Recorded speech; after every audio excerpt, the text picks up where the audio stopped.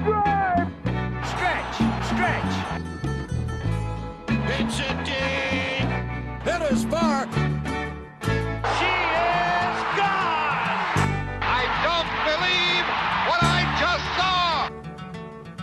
You're locked into the HotStoveCast. Here is the Hot Stove host. Yes, welcome to the HotStoveCast. I'm the Hot Stove host, Zach Simon. Thank you so much for listening and tuning in to what is the pilot episode of the HotStoveCast. You may be asking yourself, what is the HotStoveCast? Well, that's what I'm here to tell you. Now, normally, I'd be working for somebody else and you have an idea of what their show would be like, but this is my own creation. I'm taking my grandpa's advice and working for myself. I'm being my own boss. Now, previously, again, this is a baseball podcast, as you may have gathered from the intro, but previously, I hosted multiple baseball podcasts, minor league, major league, fantasy-related podcasts on a different website in 2016 where I interviewed minor leaguers, broadcasters, writers, and so I got my hands a little dirty there, have experience. So this is not my first rodeo. And with that, I must tease the episode before I get into a little more about me. I stop in Wilmington, Delaware, at the Wilmington Blue Rocks, the high A affiliate of the Kansas City Royals, where I interview an up-and-coming, multi-talented prospect, Khalil Lee, just 19 years old, has an on-base over 400 in the minors. Really special player, was a highly touted pitcher out of high school, but decided to forego that opportunity and wanted to be an outfielder and hitter, and now he's with it's amazing how far this kid's come. I don't want to spoil it too much. And I also have an interview with the voice of the Wilmington Blue Rocks. Matt Janus is kind enough to join the program. But back to me. So this is a little weird. Like I said before, I prefer to just dive into it, but I'd feel weird kind of just doing the show and not telling you what I'm all about. So without further ado, like I said, I've done those two baseball shows. I've done play-by-play broadcasting. I currently do it at Temple University. I've done it for the 810 AAC. I've called NIT games, WNIT games. I've been on AM radio calling high school sports from basketball to football. I have experience hosting sports talk shows where I interview a lot of people, not necessarily athletes. So this is kind of a new wrinkle. And what I like about this program is that I'm giving you a perspective that you wouldn't really get anywhere else when it comes to interviewing these athletes. The typical athletes are interviewed and they're like, yeah, what are you going to do to change your approach? What do you had a bad third at bat tonight. How do you feel about that? No, the interviews here are going to be like get to know you features, pieces where you wouldn't get any details about the athlete from anywhere else. And I'm really excited to do that. I did it with a guy on my old show who went on to throw a no-hitter in the minor leagues. And I'm really excited to take that here and not just do it in Wilmington, but do it all over the country. And I'm so ecstatic to do it. But that said, I have to say, and I'm sure a lot of you can relate, there really is nothing better than being a fan. Of course I'm talking about sports. There's nothing better than being a fan. And me personally, I'm going to sit here and tell you, I'd much rather be a fan than do this as work, okay? Make no mistake, this is a lot of work. Many hours go into this. For just an hour program, you'd be shocked how many hours go into setting up the production. I produce this show as well. It's a ton of work. And like I said, I'd rather be a fan. But hold the phone. What makes it worthwhile to do this work is the fact that I know on the other side of that speaker is somebody listening that wants to escape the everyday and uses sports as their escape. And for me to provide that outlet for you makes it all worth it. So I'm really excited to have you here listening to this show. Let me tell you a little bit about the show, what to expect. Well, like I said, I produce it. A lot of typical podcasts, you kind of just hear people rambling on for an hour, and you have multiple people. Now, if I were to just sit here alone and talk for an hour, I'm sure you'd tune out almost immediately. That's not going to happen. Like I said, I'm going to bring on guests. I'm also going to have some drops and sounders where I introduce segments. And the segments I'm going to have are, I'm going to start the show with something called Wild Pitch, where, we talk about kind of the funnier side, or the lighter side of baseball. So, just start off light, get you comfortable, enjoying the show. It's probably the funniest segment of the show. I would go that far to say, yeah. Next, we have something called Bringing the Lumber, which is where I talk about hitters, the best hitters in the game. After that, I have something called Player Profile, which is going to be like it's going to be like a bi-monthly segment. I really wanted to maintain its uniqueness as a really special feature. I don't want to do it every single week. And it's typically going to be the longest segment. It's going to be a deep dive into stuff. This week I'm going to talk about Ted Williams, who served many years during his Major League career. Obviously, Memorial Day was this past Monday. Today's Wednesday. So I feel like that's a good fit. After that, we're going to, like I said, I'm going to throw in those interviews, mix it up with some trivia as well. Then I'll transition to a segment called Batting Cleanup, where I talk about power hitters. Who doesn't like that? Exciting stuff, obviously. Moving on to something called Painting the Corners, where we talk about starting pitching.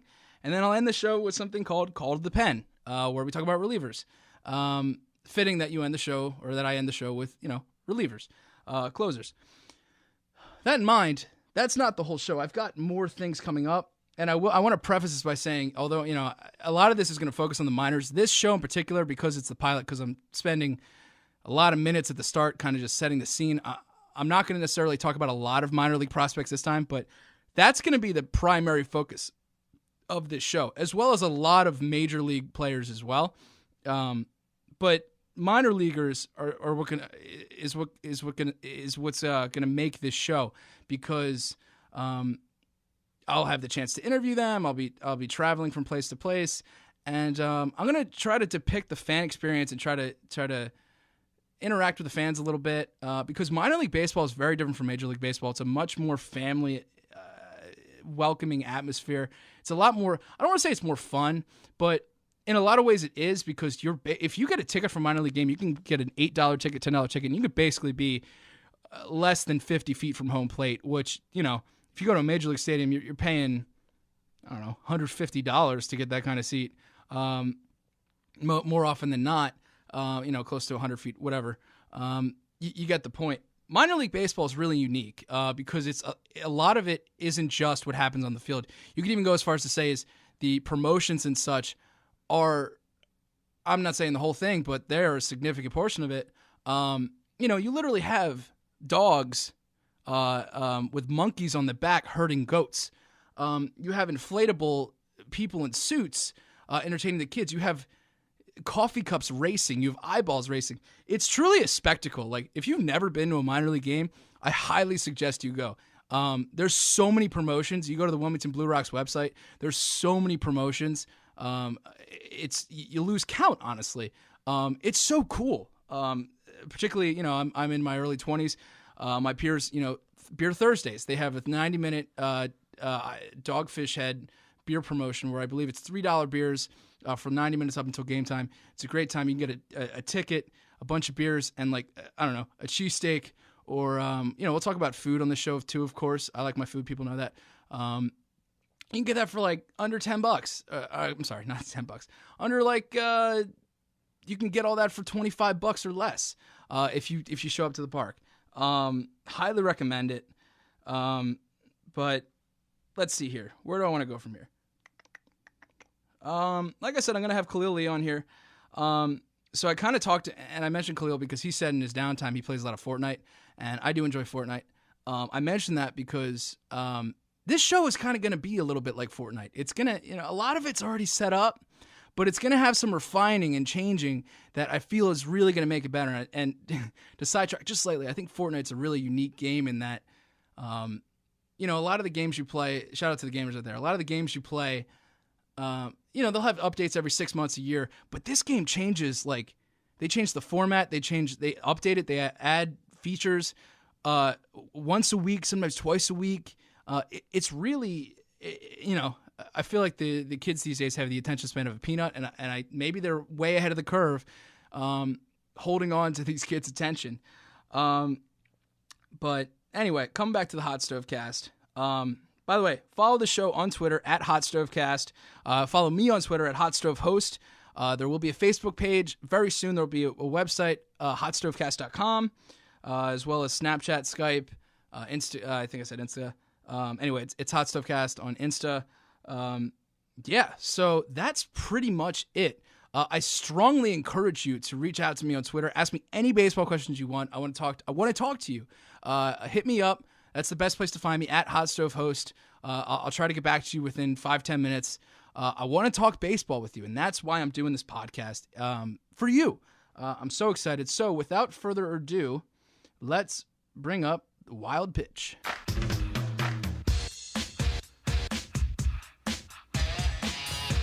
Just a bit outside. You're killing me, Smalls. All right, so wild pitch. Here we go. So ESPN has a photo of Derek Rodriguez, son of Pudge Rodriguez, on their website, who, by the way, got his first MLB hit and RBI last night. He's a reliever. He plays for the Giants.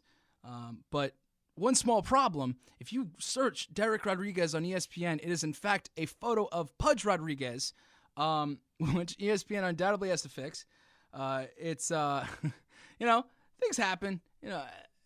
So it's actually one of the reasons I'm really excited to do a minor league podcast is because it's really tough on a national scale to kind of grasp the minor league scope as a whole. It's kind of regionalized. Even then, it's really tough. Like you see, like I'm based in Philadelphia.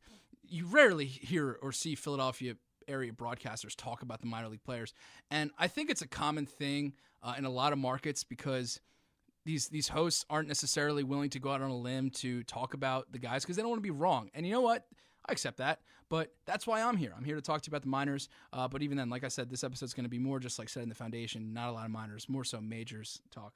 But we'll get to it. Anyway, so you may have heard this Jerry Colangelo fiasco, which like has me in a place right now where I'm like, why am I even doing a show? This is one of the biggest sports stories to ever drop since forever. Like if you put a Mount Rushmore of sports stories of like, I don't want to say debaucherous, but kind of like from Mars sports stories, this is way up there.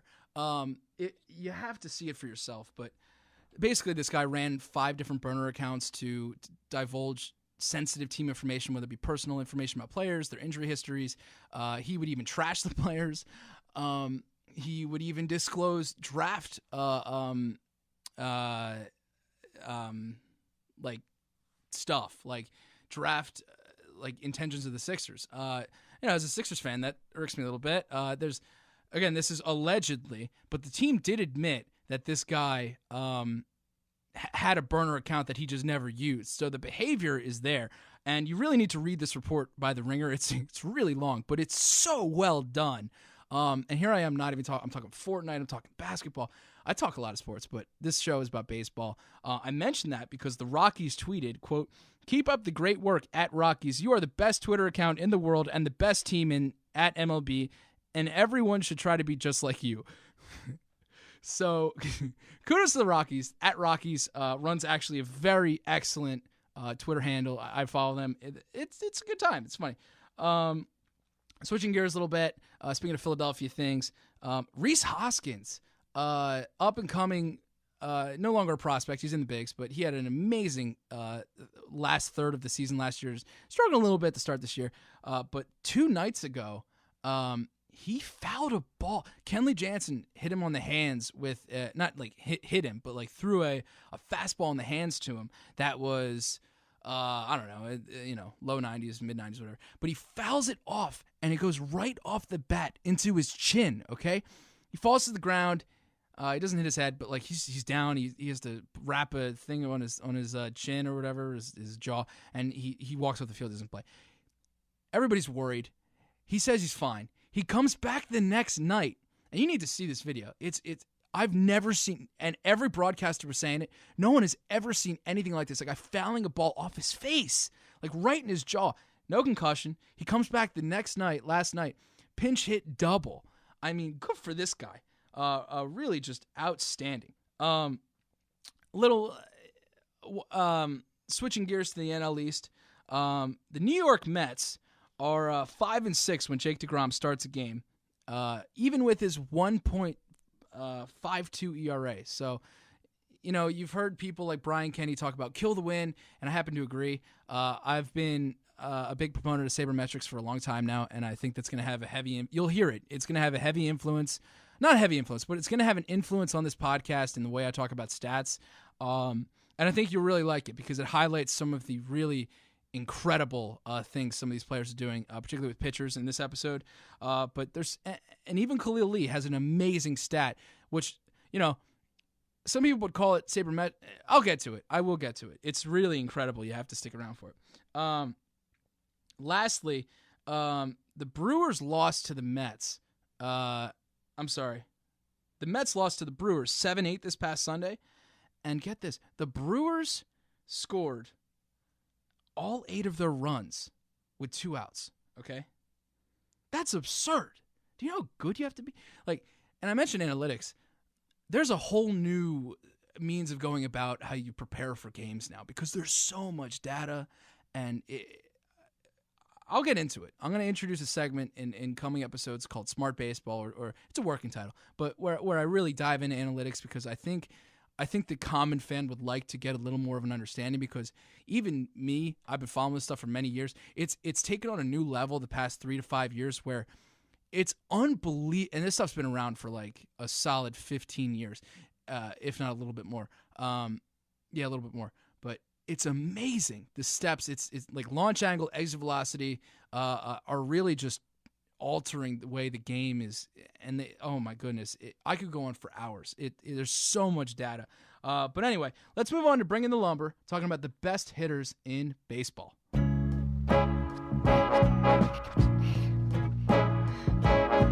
Here's another hit, Debbie Bonds. It's out of here! Bartolo has done it! Go crazy, folks! Go crazy! Yes, it's time for Bringing the Lumber. Like I said, we're talking about the best hitters in baseball. Worth noting, I do like to make a lot of predictions. So again, follow me at HotStoveCast on Twitter, where you'll see a lot of that. And I mention that because I want to talk about the Brewers, who are 35-21, and the only teams that are better than them record-wise are the Red Sox and Yankees. The Brewers lead the NL East by 3.5 games. They have the same record as the Houston Astros, who are they're pretty good, I'd say. I did pick them to win the World Series. By the way, if you're a betting person, a 4.5 to 1 bet for the Astros is pretty dang good. You look at that pitching staff. We're not talking pitching yet, but even the lineup, Correa, Altuve, just so many tremendous bats. It runs so deep. Even a guy like Josh Reddick, when he's like the 6th or 7th best hitter on your team, you're doing some nice things. But anyway, I'm sidetracked. Let's talk about the Brewers. I'm going to quote myself. Quote, "The Brewers continue to be, in my opinion, the foremost up-and-coming team in the bigs and are poised to take the league by surprise." I was hyping them up as early as July last year. That tweet was from January, I just mentioned. Let's talk about the Brewers. Jesus Aguilar. By the way, there's never been a guy named Aguilar in the major leagues. Fun fact. Aguilar, he's raking. 308 batting average, 9 home runs, and 154 plate appearances. That's a 40 home run pace. He's consistently good. Really special guy. Travis Shaw kind of had a little bit of a breakout last season. I believe he had 30-plus homers. This year, he's doing even better. He could hit as many as 40 home runs this year.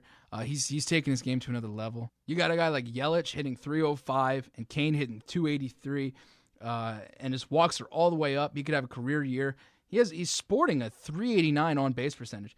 Domingo Santana and Ryan Braun are scuffling, hitting 255 and 239 respectively, but those are the 5th and 6th best hitting guys in the team right now. I mean, when you have guys like that, Domingo Santana had an amazing year last year. If he turns it around, who knows what the heck the Brewers could do. And even Eric Thames. Eric Thames burst on the scene last season. He's got 7 home runs and 74 bats this season. Who knows if he could, make a splash again this year. It's really just an all-around good quality group of bats. And dare I say, they're like the poor man's Astros, which, hold on, don't get frightened or whatever. That's a huge compliment. The Astros are really the model standard right now for baseball. Like I said, they've got a bunch of guys who can give you a little bit of anything.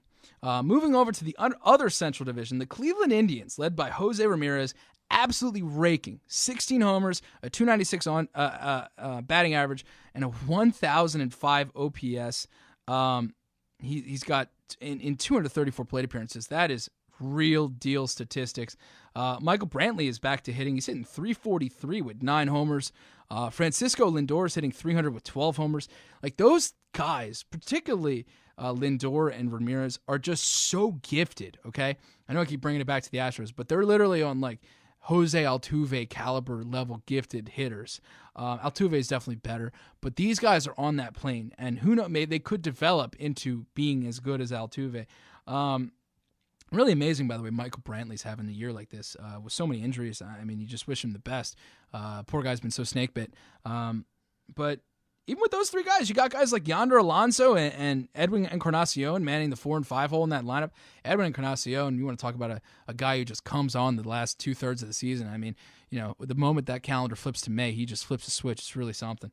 There's something called veteranitis, which I believe is a thing. And I play fantasy baseball. It's a thing in fantasy football, fantasy baseball. I'd say any sport. I've covered a lot of sports where veteran athletes, they struggle to get their bearings at the start of the season because, you know, it's wear and tear. Your body wears down. It's tough to get yourself back into it unless you've kind of just been doing it the whole time.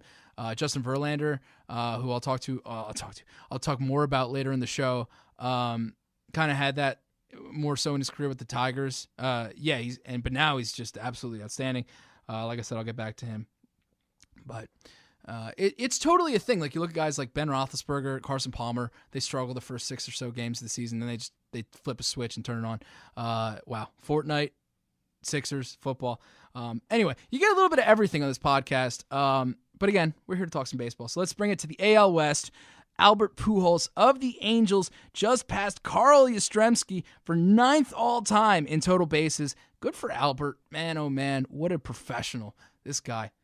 I have a photo behind me of his swing, and I had it hanging up. I saw it basically every day in my house, and it's a swing frame by frame, and it's just so beautiful. You can look at it for I don't want to say hours, but you could damn well look at it for pretty damn well near close to hours. Anyway, so he moves up to 9th all time. Get this list. He's got 5,541 total bases. Okay, Hank Aaron, first all-time, 6,856 total bases. Stan Musial, 6,134, second all-time. Willie Mays, 6,066. Barry Bonds, 5,976. Ty Cobb, 5,854. Alex Rodriguez, you might have heard of him, 5,813. Babe Ruth, who? Babe Ruth, the GOAT, 5,793 total bases. And in 8th, 5,752 for Pete Rose. Another 250 or so total bases, and Albert Pujols could be in, he could maybe get 7th all time in past Babe Ruth, unless he retires at the end of this year, which is tough to see. You hate to say it, but Albert is just not what he used to be, and it's a shame, but, that's what happens. But he could do it. If he sticks around for another couple of years, he could very well march up to probably beat Ty Cobb at 58-54. I wouldn't be surprised. I don't know if he gets past Bonds. That's another 435 total bases. That's a lot of total bases. It's not impossible. That would take probably 3 seasons. But old Albert could do that in a season and a half. But, times change. Moving back to Albert's old division, the NL Central, where Eugenio Suarez, who missed 17 games with a broken thumb, okay, he leads the National League in RBIs with 42. He missed 17 games. This guy, and he's got a great attitude. He just says he goes up there and he hits and he does whatever's best for the team to win. And that's the kind of guy you want in your clubhouse. So good for him. Good for the Reds. I want to talk about Peter Alonso of the New York Mets. He's hitting .333. Pardon me, I'm pulling up his data here. My computer so conveniently just plummeted and crashed right before I was about to do this, so I lost some of my notes here. I do apologize. Anyway, Peter Alonso hitting .333 for the Binghamton Rumble Ponies, probably the best name in minor league baseball. It's not the Hartford Yard Goats, Rumble Ponies. 14 homers in 213 plate appearances. He's got a 16.4 walk rate. Absurd slugging, 632. I mean, this guy's got power in his bat. He could very well make some contributions at the major league level for a cup of coffee this season. He's 23 and a half years old. He started in the Met system in 2016, so his service time, which is something I'll feature in another episode, you really do need to know service time to better understand the way front offices handle their players and bringing them up. But his service time indicates, they probably won't bring him up until, I'd say, around August or even July. It could very well be a September call-up.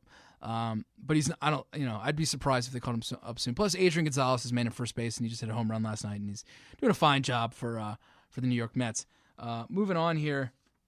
So that was bringing the lumber, and now it is time for the one of my favorite segments. Buckle up. It is called the Player Profile.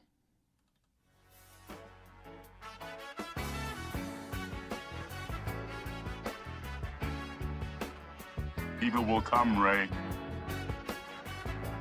Heroes get remembered, but legends never die. Go pick me out a winner, Bobby.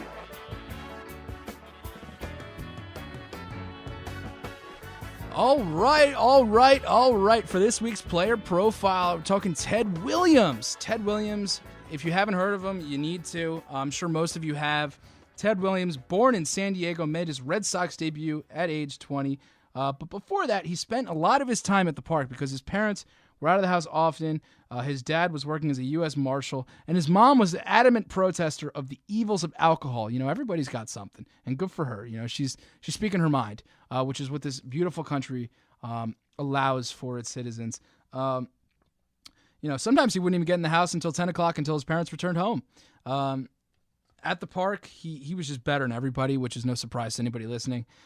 In his junior year of high school, he hit .538 and pitched to a tune of a 16-3 record. I'll tell you what, hitting there's a lot of talented high school players, but hitting .538 in high school, let alone your junior year, that's really special. You typically hear about guys hitting in low 500s maybe or mid 400s more typically, but that's a really special number.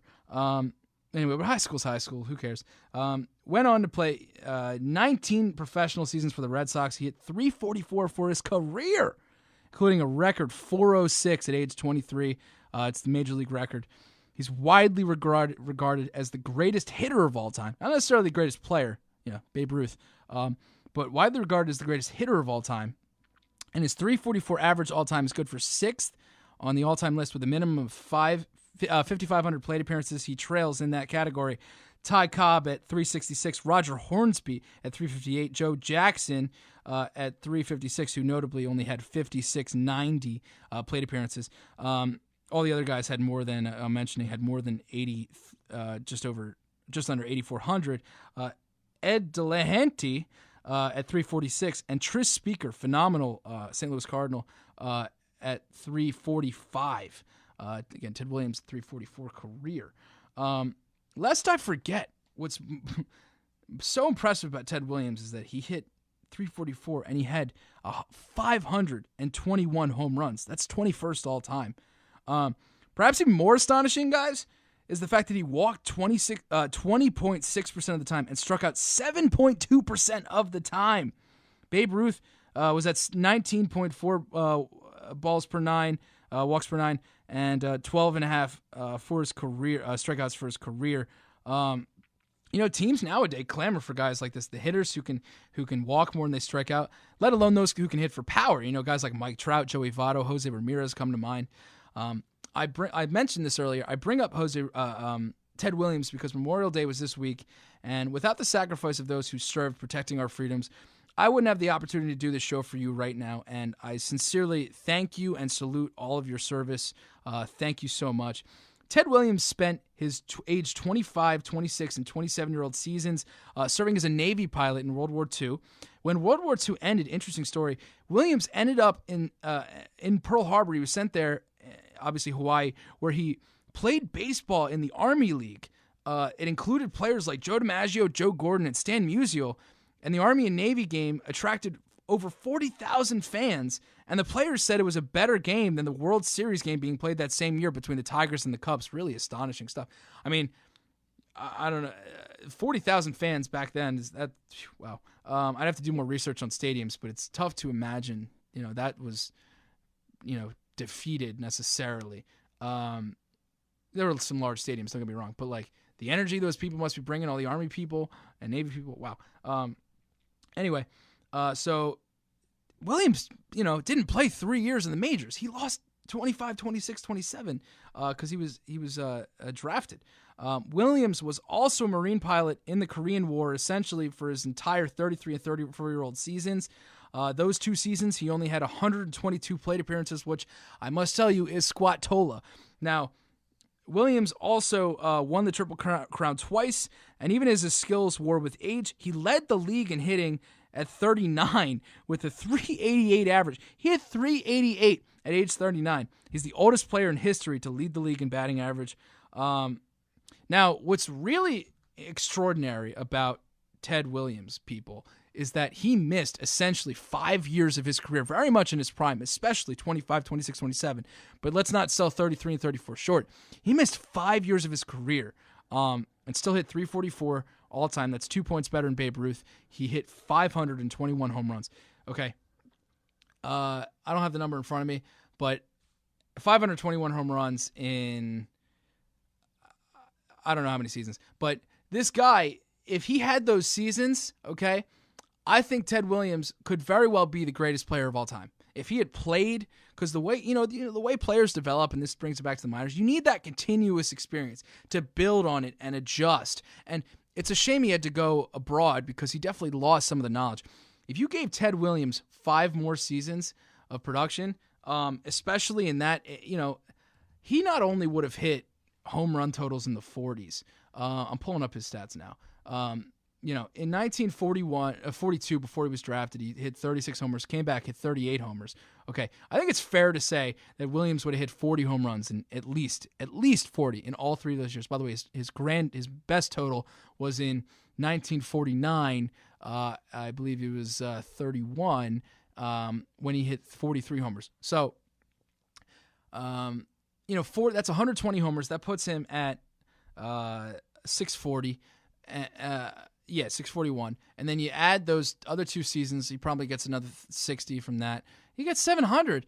And I got to tell you, folks, remember what I talked about, how continuously growing and all that, and it builds on it? If Ted Williams played his entire career in the majors like he should have, I wholeheartedly believe he would have been considered the best player of all time. And it wouldn't be close. He would have had greater home run totals in his later years. He would have hit better. He could have very well had another 400 season. He hit 388 in 1957. He had a 21.8% walk rate and a 7.9% strikeout rate. And thus ends the first ever Hot Stove Cast player profile.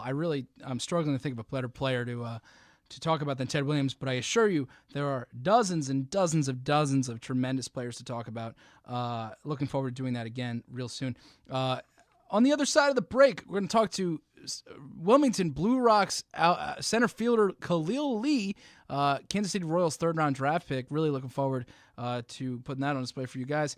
But I want to leave you with this as we head into the break.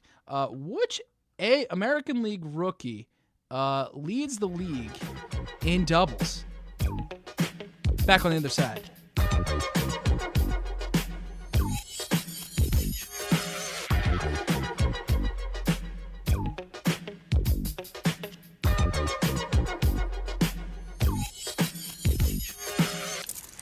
Okay, so Sarah, I'm dropping you off at Emily's? Yep. And Josh, you're going to? Soccer, Dad. Soccer practice. Right. Oh, by the way, I just wanted to let you know when I pick you both up, I'll be wearing my short shorts. What? No! Yep, and my dorky dad hat, and I'm gonna do my dad dance for all your friends. They'll love it! Seriously? Why? Because I like my short shorts. Of course, I could be talked out of it if you guys would just buckle up your seatbelts without giving me a hard time.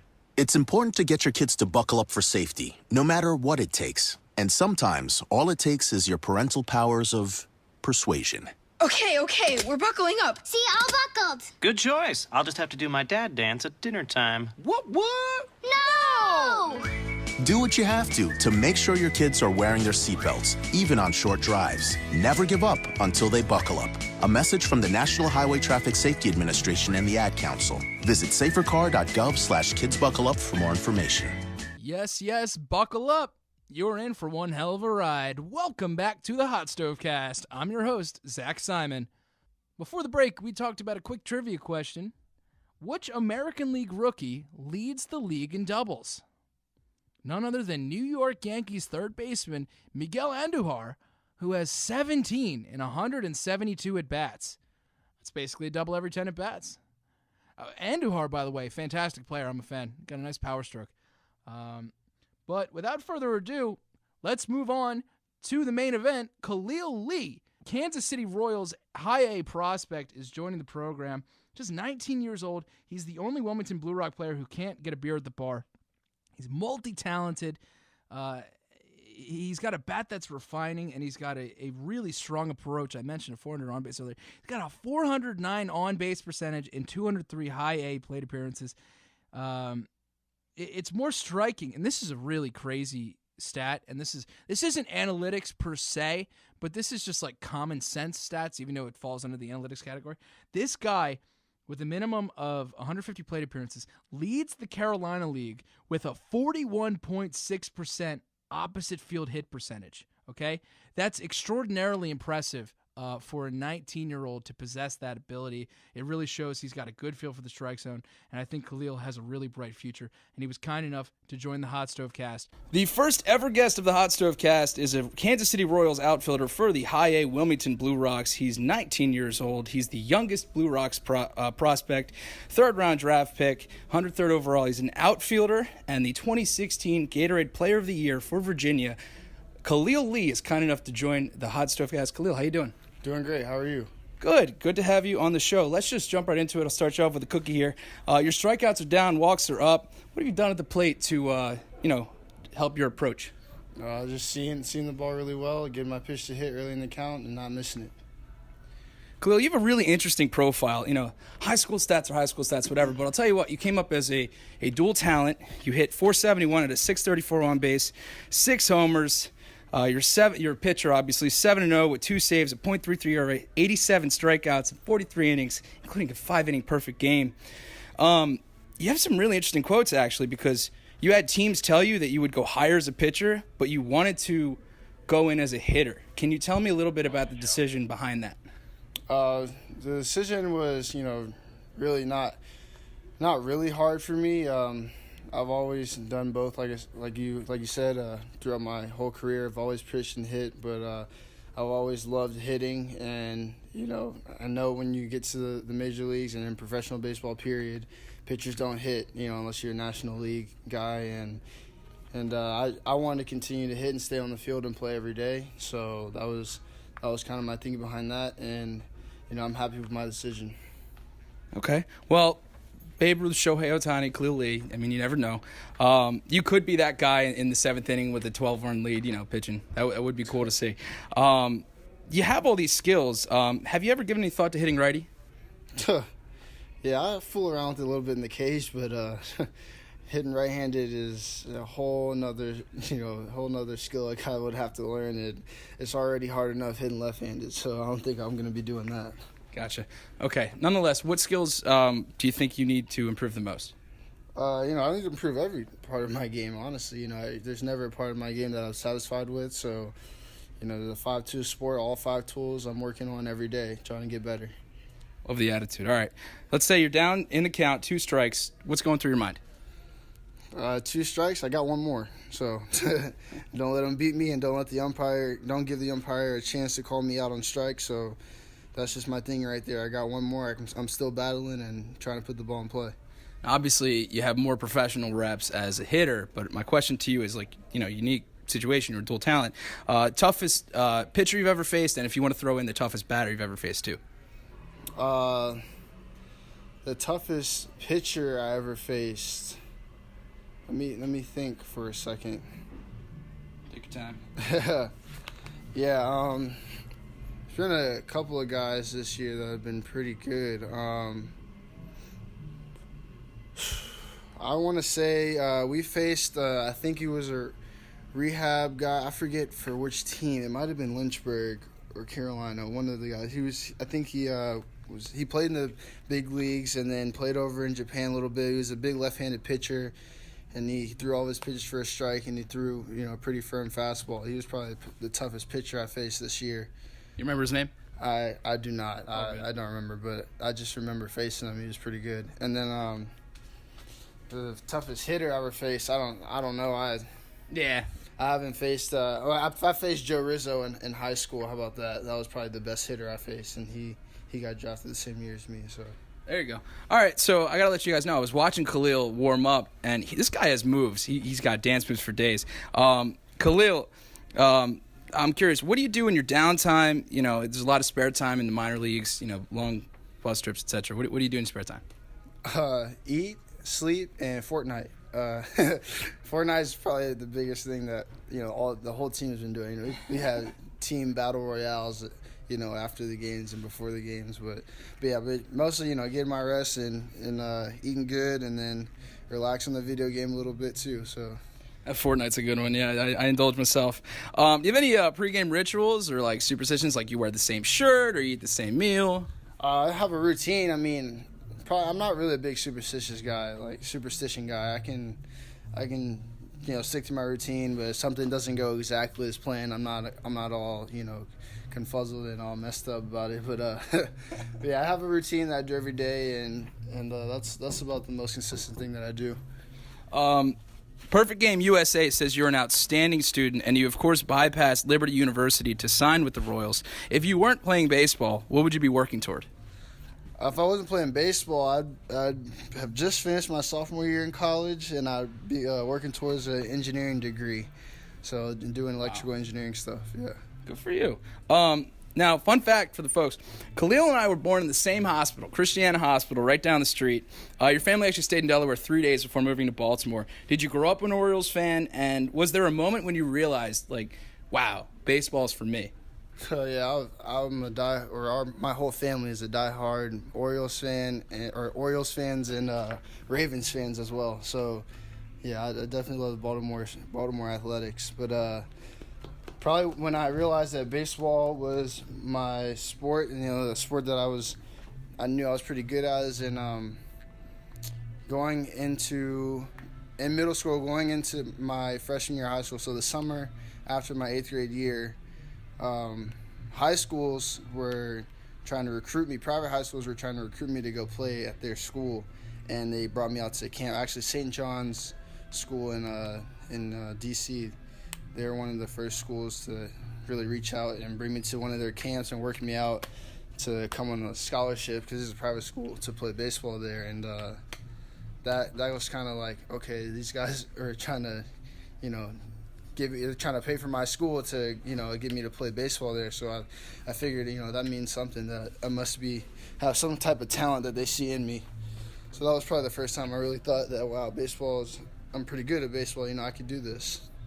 Good for you. So we're here with Khalil Lee, outfielder for the Wilmington Blue Rocks.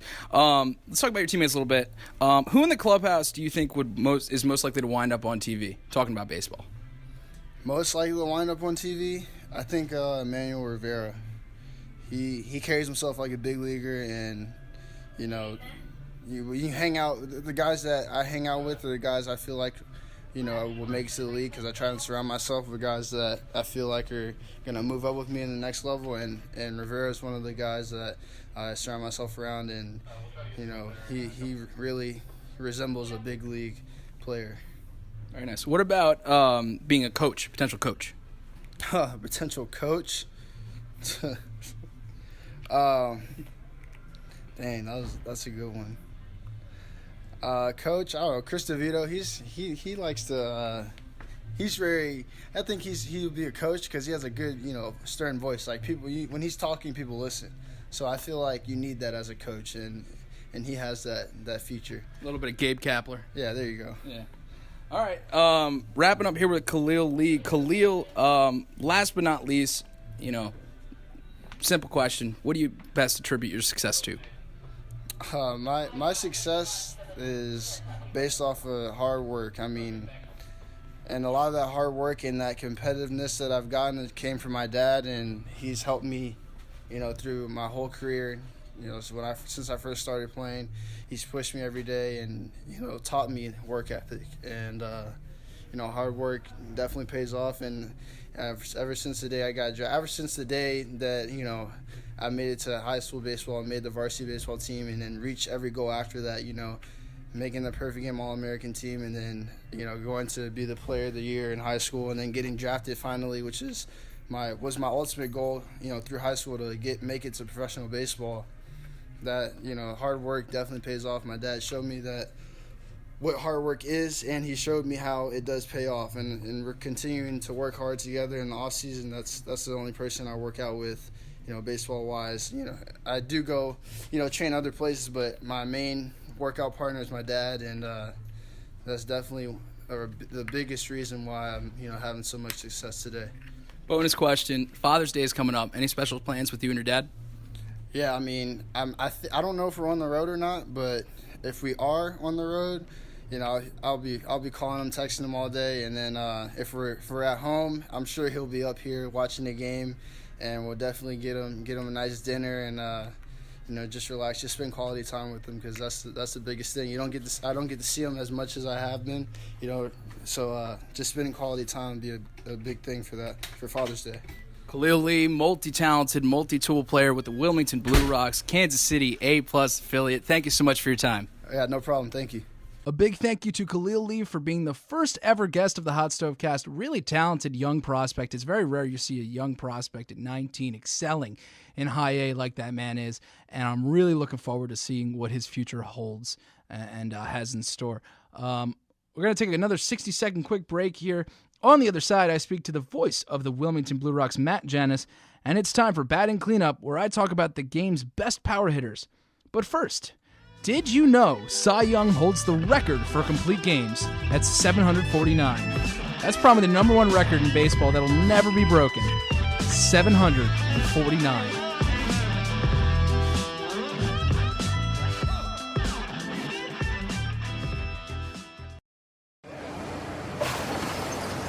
When I grow up, I want to be a new pair of blue jeans. When I grow up, I want to be a kid's first computer. When I grow up, I want to be a glass countertop in a new home. When I grow up, I want to be a kid's best birthday present. When I grow up, I want to be a football stadium. When I grow up, I want to be a warm fleece on a cold day. When I grow up, I want to be a fancy backsplash. I want to be a bike that races around the country. When I grow up, I want to be a bench on a forest trail. I want to be a rocking chair on a sunny porch. I want to be a skyscraper. I want to be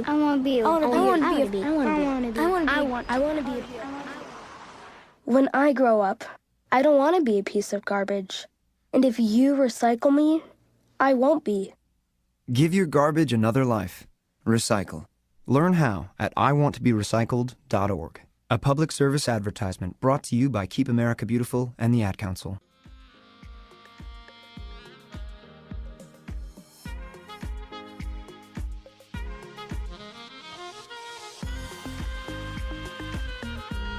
Welcome back to the Hot Stove Cast. I'm your host, Zach Simon.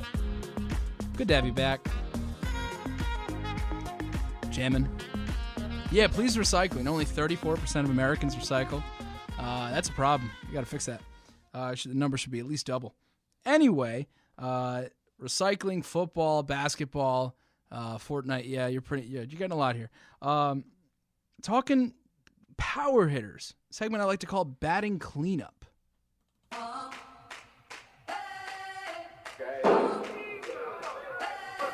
Christ, Serrano. Have to wake up back. It's batting cleanup, and let's jump into it. Let's talk about a guy you may have heard of, maybe not. Franchy Cordero, Padres slugger. He doesn't homer often, but when he does, oh boy, does he take advantage. Get a load of these numbers. I'll start from lowest to highest. Home runs, 395, 405, 422. Those are mashes. Don't get me wrong, but, they're doable. 449, 456, 459, and 489. The longest home run of 2018, 489 feet. And guess where he did it? At Chase Field in Arizona. You know how impressive that is? Okay? And this is a prime opportunity to talk about the Diamondbacks, who have had a humidor alteration in their stadium that has significantly decreased run production. Get a load of these numbers. Chase Field exit velocity has dropped 2 miles an hour from 2016 to 17 to 18, from 89.6 to 87.6. its exit velocity. The home runs per game has dropped from 2.6 to 1.9 per game. That's 30%. And runs per game, get a load of this stat, have dropped from 12.4 to 7.2. Okay, guys like Paul Goldschmidt are really feeling the effects of the humidor alteration. He had 36 home run last year, and this year he is struggling. Batting .208 with 6 home runs. He's on pace for 18. Those aren't Goldie numbers. It begs the question, how much is to blame on the Diamondbacks humidor? That's definitely going to be a recurring topic of conversation on this podcast, because it's definitely, I'd venture to say it's the biggest environmental adjustment of any stadium, period. So yeah, lots to see there. By the way, as you might have heard in the intro, I was researching some Dwayne Kuiper home run calls, and I saw what looked like a 2016 or 2017 Joe Panik home run at Chase Field. And the ball was, he's lefty, so it was within 5 feet of the fair pole to the right. But this ball went 30 rows deep, okay? Joe Panik, with all due respect, he's a good hitter. I think even Joe Panik would tell you, well, I don't know if I can hit one farther than that. Joe Panik has no business hitting baseballs 30 rows deep, okay? I'm sorry. I don't like to do that to people, but you should see it. I'll dig it up for you another episode. It was an absurdly far home run. But moving on here, kind of another low note here. Giancarlo Stanton has more strikeouts, 69, than combined walks and hits this season, which he has 67. Tough break for Giancarlo. Nonetheless, let's talk about a more positive thing. Juan Soto of the Washington Nationals has 4 multi-hit games in his first 8 starts, including a 3-run home run in his first at-bat in his first career start. It's early, but he has a .607 slugging percentage in his first 33 MLB plate appearances. At age 19! Age 19! What were you doing at 19? Man, me personally, I was starting up at the college radio station doing sports talk shows and play-by-play broadcasts, so wow, crazy where time goes. Anyway, he's batting leadoff tonight versus the Orioles. Since I'm on the minor league note there with Soto, in the NL East, we already talked about Alonso of the Mets. It's worth noting Ronald Acuna Jr. as when he hits the ball, he's hitting a little bit of a rookie wall, but when he hits the ball, it goes a long way. Ronald Acuna Jr. special player Ozzie Albies, my goodness, something about that guy's bat, when it hits the ball, it just looks like the barrel of his bat looks fatter than everybody else's bat. He actually reminds me a lot of Jose Ramirez. Not necessarily the swing, but the production is like, wow, strikingly parallel. And talk about the Philadelphia Phillies.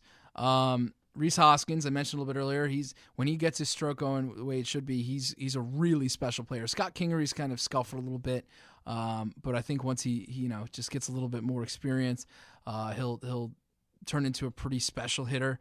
They even have some guys in the minors: Mitch Wadling, third base prospect; Zach Green, potentially also third base prospect; Dominic Tomsha, also a third base prospect.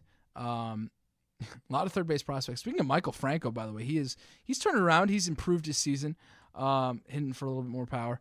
But anyway, nonetheless, I want to introduce my second interview of the show, play-by-play broadcaster of the Wilmington Blue Rocks, Matt Janus. We actually talk a little bit about Juan Soto, but let's dive into that interview with Matt Janus right now.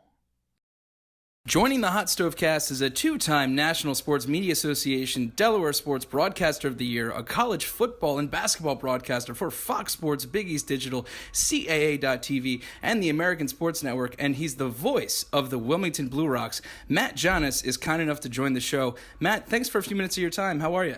I am very good, and I think I'm going to interview you to be my next agent. I appreciate the title bump there. Thank you very much. Oh, well, I aim to please. Matt, I'm so glad to have you on the show. Let's just jump right into it. Wilmington Blue Rocks, they're 50 games into the 2018 season. Which Blue Rocks have stood out to you thus far? Well, it's been an interesting season so far. Obviously, when you look at it record-wise, it hasn't unfolded as the team had hoped. 10 games under 500 as we're sitting here talking today. And yet, what really stands out about this team is the resiliency. No matter what type of adversity, they've kind of been faced with this year. They just keep showing up at the ballpark and working hard. And, you look at the list and you look at a guy like a Brian Brickhouse. He missed 2 full years and comes back this season, new role, switching from starter to reliever. He walked a bunch of guys early in the season, and all of a sudden it's kind of clicked for him, and he's been almost unhittable. A DJ Burt, a guy who really struggled last year at this level and came into the season as not an everyday starter, turning into more of a utility guy, and all he's done is hit about 300 over the first month and a half of the season. The work ethic for this team has been rock solid throughout. Even a guy like a Chris DeVito, who has struggled mightily. He's batting 150. He only has 4 extra base hits. He was a home run threat at every level he's ever been at professionally. And yet you watch him at the cage, you see his attitude, you see the work ethic and the time he's putting in to try to get it turned around. You really appreciate the team in that regard and how professional they've been and how they're getting closer and closer to kind of snapping out of it. You say they're a resilient bunch. The Blue Rocks are currently 8.5 back in the Carolina League Northern standings as of this interview. They've played about 2/3 of their games in the season's first half. Are there players here, perhaps a Khalil Lee and or in rookie or A-ball, that you feel could propel this team to a Carolina League playoff berth? Well, I'm the only broadcaster in the Carolina League that doesn't pretend to be a scout, so I don't know what's coming up down the line.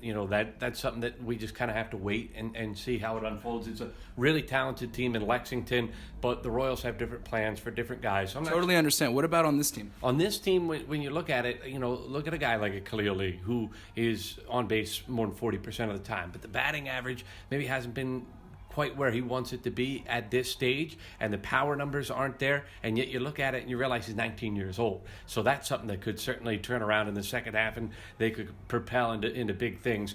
Chris DeVito is going to start to hit the baseball. He's going to start to hit for power. He's going to start to produce runs. And then the pitching staff, Jace Vines has been much better his last couple of outings, starting to look more and more like the guy we saw last year. If he has a big second half, that would be huge for this club. Daniel Tillo just joined the starting rotation. I know a lot of people inside the organization really high on his future, so he'll be somebody that's interesting to watch at the advanced day level. And then the bullpen's starting to pitch with a lot more consistency as well. So, there's still time in the first half, but obviously it's going to take something miraculous to get back into that race. But that's the beauty of minor league baseball. There's a whole second half to go. Everybody resets, and I think a lot of this team's going to stay in place, and so they're going to grow as the year grows.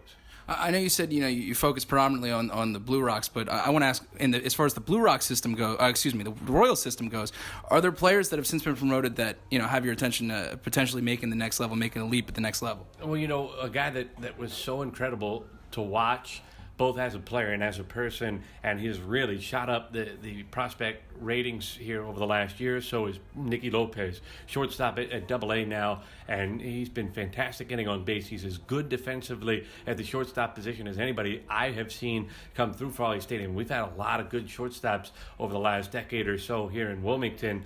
And on top of it, his work ethic, his attitude, his ability to interact with teammates, his leadership qualities. Our manager, Jamie Quirk, the last couple of years, just loved Nicky Lopez. He could not heap enough praise upon him. And that's a guy that's been in the majors for 3 decades. He understands what it takes to kind of have those intangibles that can get you to the next level. And he thought Lopez checked off every box. So that obviously carries a lot of weight with me. I think Lopez is a guy certainly that you watch out for. And we've been really lucky here at the Blue Rocks. When the Royals won the World Championship a few years ago, 11 of the guys came through Frawley Stadium. So we've seen a lot of really quality players over the years, and a lot of them have already kind of made that jump and worked their way to the major league levels. But there's certainly guys that are in AA and AAA that are knocking on the door and will get there very soon. Similarly, you're obviously watching this team on a daily basis. You see a lot of the talent in the Carolina League. Are there players in the Carolina League that have really just caught your attention? Well, in the first 46 games, the Blue Rocks have played Potomac 17 times. So I feel like I have a best knowledge of the Potomac Nationals, and the first guy that would have come out of my mouth was Juan Soto. Soto's obviously already up, and very rare to see a guy go from this level to the majors in the same season, let alone in the same month. And that's essentially what the 19-year-old Soto did. So, I know that's an obvious answer, but certainly he would be near the top of the list. Carter Kieboom is also somebody that's going to be a really good player, shortstop for Potomac. It's going to take him, I think, a little bit more time to to work his way up, but that's somebody. And then if you look at Carolina's starting staff, they have 3 or 4 guys that I think would have a good chance to be in the Brewers rotation in the next 2-3 years as well. So those are just some of the areas that everybody has talent in this league. That's the beauty of the advanced A level. You don't get here without at least having some semblance of a chance of making the majors. It's just how long does it take to click, and does it continue to improve? That's I think, the biggest testing grounds at this level. Here with the voice of the Wilmington Blue Rocks, Matt Janus. Matt, switching gears a little bit, what is your favorite thing to eat at Frawley Stadium? My favorite thing to eat at Frawley Stadium is actually, we just put it in this year. It's called the Whereabouts Cafe. I actually am a guy that I'd eat breakfast 3 times a day if it wouldn't give me a heart attack. But they have a breakfast sandwich down there inside the ballpark. You just don't see that inside many stadiums.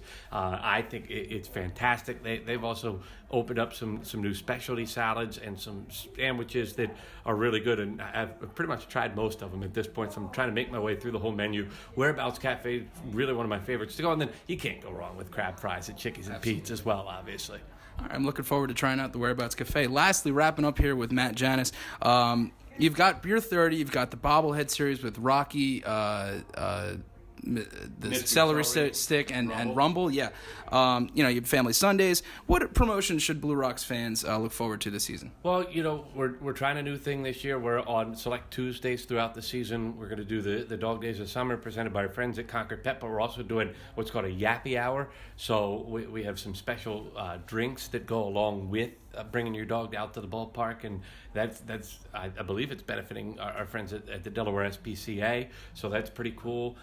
That's on special Tuesdays over the course of the year. Always Fireworks Fridays, which I know people really get a kick out of. Every Saturday is a giveaway, but I think the thing that people might be most looking forward to coming up in the next week or so, Booker T is coming out to Frawley Stadium, and I know Booker T is a pretty big name in the wrestling lore. I'm not a big wrestling fan, but everybody's asked me if they can get tickets to come see Booker T, so I know that's one that people are really looking forward to that's coming up soon.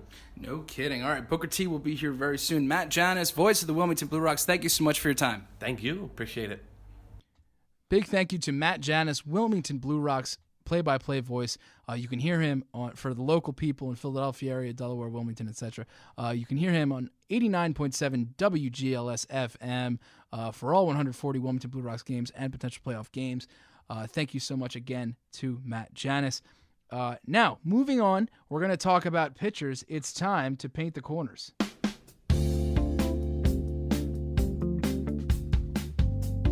Swing and a miss, struck him out. 20 strikeouts for Kerry Wood.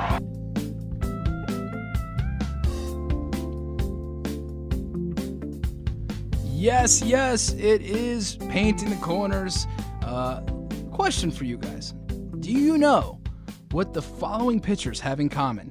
Garrett Cole, Max Scherzer, Chris Sale, Walker Buehler, Patrick Corbin, Jake DeGrom, Justin Verlander, Charlie Morton, Luis Severino, Trevor Bauer, and Sean Newcomb.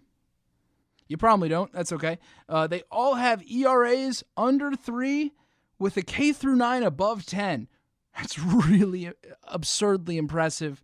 Max Scherzer takes the cake at 13.56 Ks per 9. Chris Sale, Garrett Cole at 13.4 or 14 rather is second.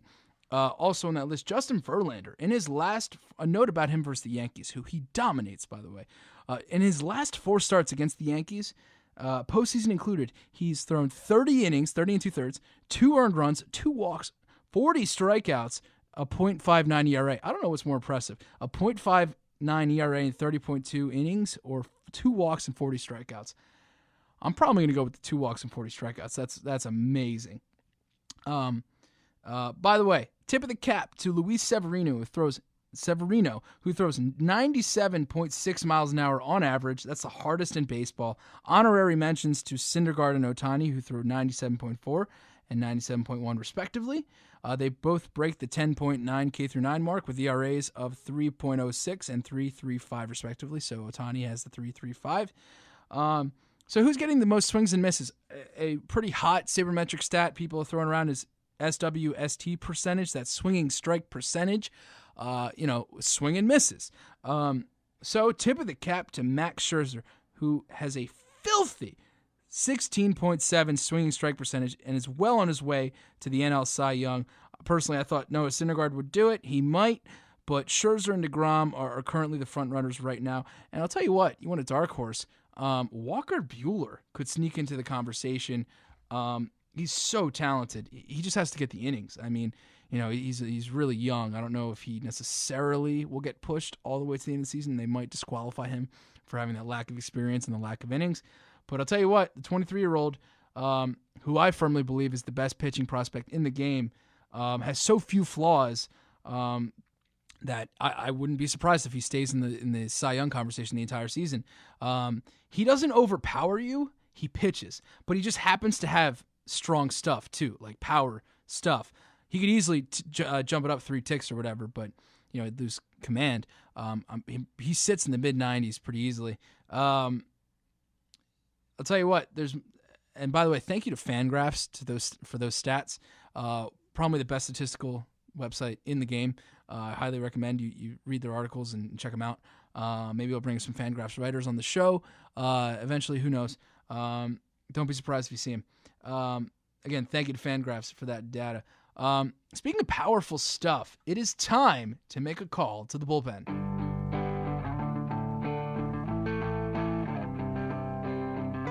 There's no crying in baseball. We'll see you tomorrow night.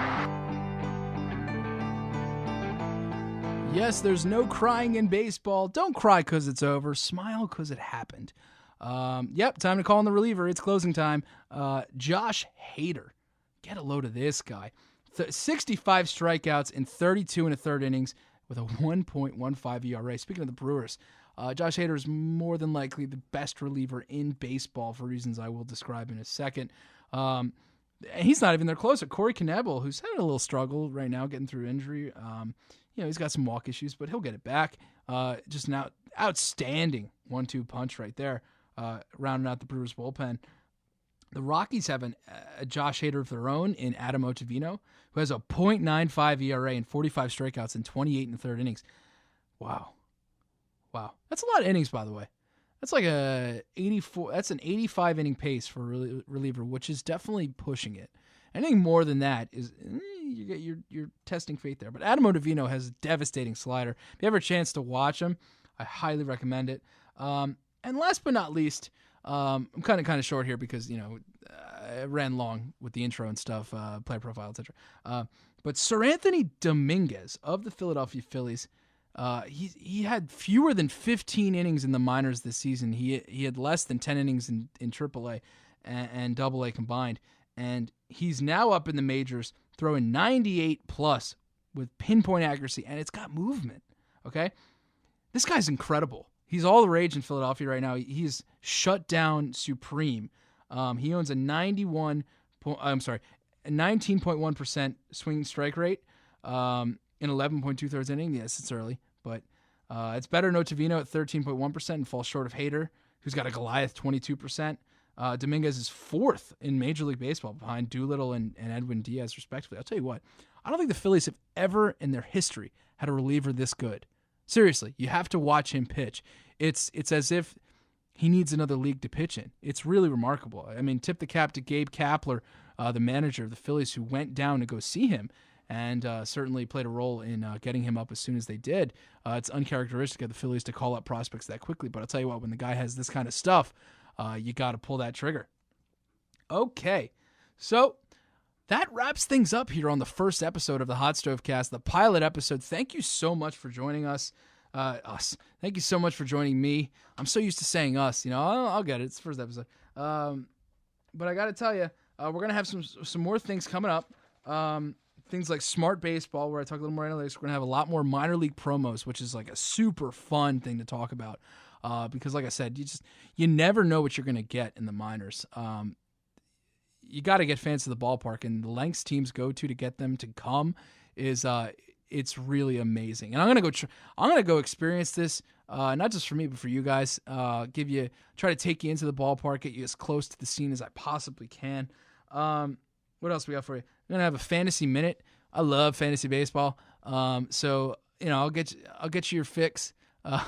Fantasy, not for a while, but I feel like I've been tweeting and talking about fantasy for so long. I need to get you guys some fantasy stuff going. And there's a lot. I'm not gonna tell you everything, but there's a lot of fun stuff. A lot of engaging. You'll just have to wait and see. It's gonna be a really fun ride, and I'm like smirking with joy having finished this first episode because this was a ton of work, I must say. But I'm so glad that you stuck around for the end. And until next time, I can't wait. Monday at 6 p.m., the episodes will air. Always. This week was weird because, had Memorial Day, whatever. But yeah, again, website's coming soon, HotStoveCast.com, same with the Facebook page. Follow me on Twitter. Tweet at me with your baseball-related questions, anything, at HotStoveHost. The show's Twitter handle will be HotStoveCast, at HotStoveCast. We're on Instagram, at HotStoveCast, and soon to be on Snapchat and Skype.